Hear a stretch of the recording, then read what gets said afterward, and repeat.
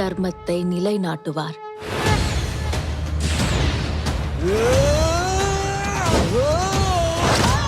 மகாவிஷ்ணு 10 அவதாரங்களை எடுப்பார். ராமன் விஷ்ணுவின் 10 அவதாரங்களில் 7ஆம் அவதாரம் என்று நம்பப்படுகிறது.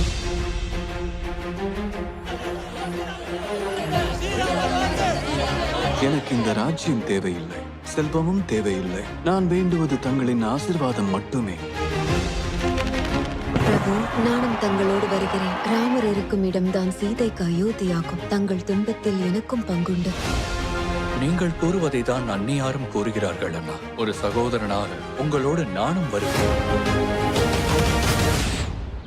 ஓ தர்மத்தின் தேவதையே, உன்னிடம் பசியார தானம் கேட்க வந்திருக்கிறேன்.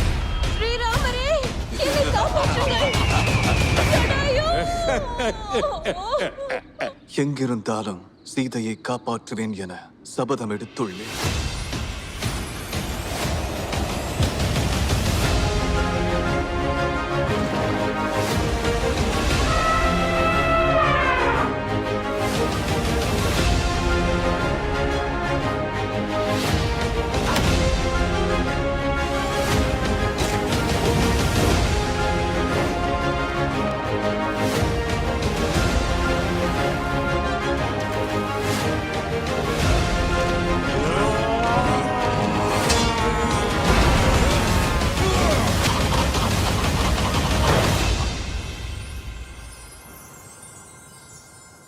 அண்ணா, நம் வீரர்களையும் எதிரிப்படை வீரர்களையும் ஒன்றாக தகனம் செய்கிறீர்களே, இது என்ன தர்மம்? லக்ஷ்மணா, நமது வீரர்கள் ராவணன் வீரர்கள் என்ற வித்தியாசம் எல்லாம் உயிரோடு இருக்கும் போதுதான். இப்போது அவர்கள் எதிரிகள் அல்ல.